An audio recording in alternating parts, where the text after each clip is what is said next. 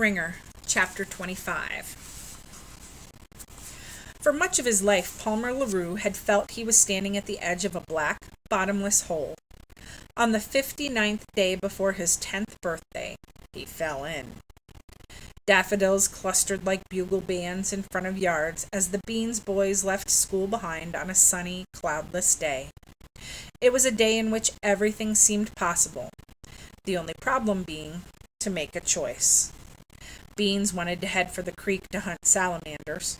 Mutto craved a stone fight. Henry felt like baseball. And Palmer?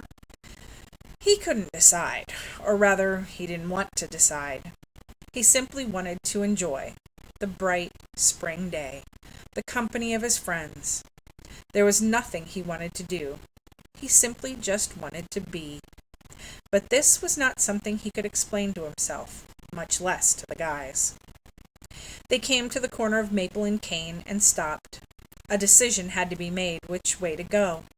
Palmer was about to throw his vote to baseball when suddenly the sunlight was briefly snipped, as if a page had been turned in front of a light bulb.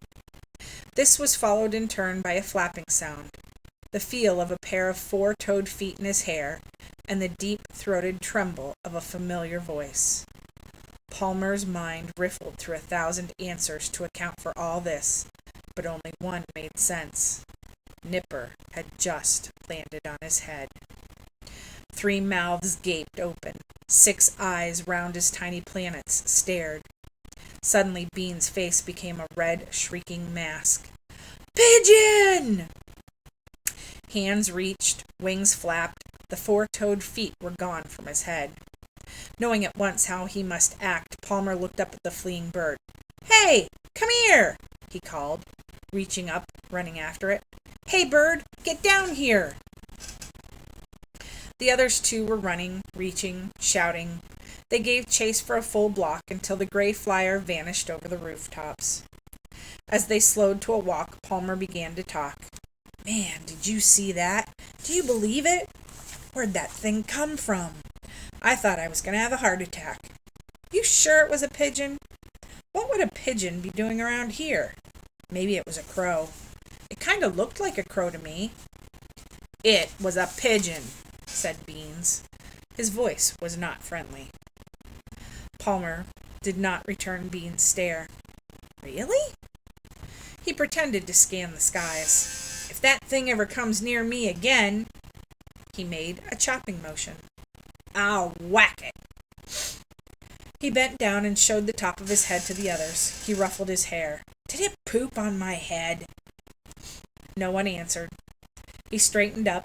He dared not look at them. They walked in silence. He felt their eyes. His heart was thumping. "The bird's yours," Bean's voice from behind. Palmer turned. They'd stopped 10 steps ago. It felt like 10 miles. Palmer spread his arms. He crouched as if to leap from a high place. "What?" Mutto pointed. "It's yours, ain't it? That's why it landed on your head." "And that one we saw fly over us that time on your street?" said Beans. "Yeah," croaked Mutto. Palmer laughed. "You're crazy. Why would I have a pigeon? I hate pigeons. I'm going to be a ringer. I'm going to wring their necks. I'm going to whack 'em." An empty soda can was lying in the gutter. He stomped on it with all his might. Stomped again and again. Crushed it, flattened it. He picked it up and dashed it to the sidewalk and stomped on it some more. "Whack 'em! Whack 'em! I hate pigeons. I hate 'em all."